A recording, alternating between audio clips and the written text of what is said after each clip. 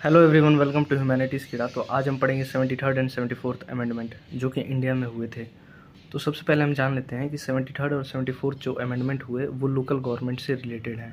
ठीक, local government क्या होता है? लोकल गवर्नमेंट मतलब government at village and district level, यानी कि वो सरकार जो गांव के स्तर पे हो और ज़िले के स्तर पे, उसे लोकल गवर्नमेंट कहा जाता है।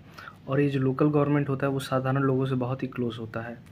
लोकल गवर्नमेंट का प्रोविज़न इसलिए लाया गया क्योंकि आप हर एक अपनी दिक्कत सीएम के पास तो लेके जा नहीं सकते हैं। ठीक, तो जो भी आपकी लोकल अफेयर्स हैं आप उन्हें आपस में ही निपटा लें, किसी अपने ही गांव के पर्सन को इलेक्ट करके। ठीक, तो लॉर्ड रिपन 1882 में उन्हें father of local self government कहा जाता है। और इंडिया में पहले भी लोकल गवर्नमेंट की प्रथा थी, जैसे विलेज असेंबलीज जो थी, सभाएं जो चलती थी, तो उसमें लोग मिलकर बैठकर अपनी दिक्कतें जो हैं वो सुलझा लेते थे।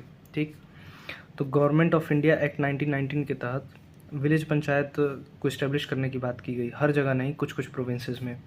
और जब हमारा संविधान बन रहा था तो जो subject of local government assign to state, जो लोकल गवर्नमेंट का सब्जेक्ट था उसे स्टेट को दे दिया गया। और ये कहा गया कि ये अब स्टेट्स के ऊपर डिपेंड करता है कि वो लोकल गवर्नमेंट को पावर्स देंगी कि नहीं देंगी, अपने हिसाब से वो डील करें।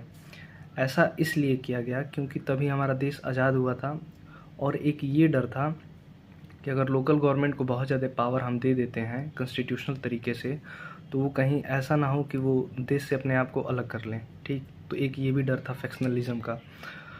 तो लोकल गवर्नमेंट की बात डीपीएसपी में की गई थी, directive principle of state policy. ठीक, आर्टिकल 40 में।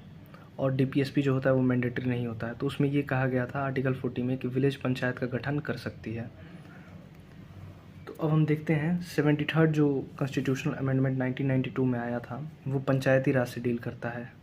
और 74th कॉन्स्टिट्यूशनल अमेंडमेंट एक्ट जो 1992 में आया था वो म्यूनसिपैलिटी से डील करता है।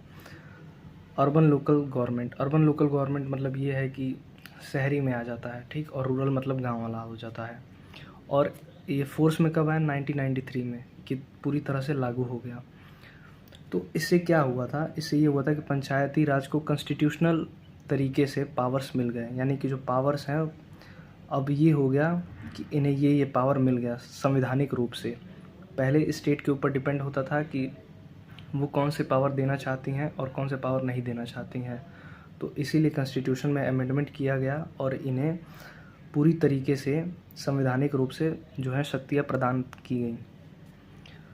अब नागौर जो कि राजस्थान में है, वो एक ऐसा पहला ज़िला था जो कि पंचायती राज जहाँ पे इस्टेब्लिश हुआ था 1959 में। अब देखते हैं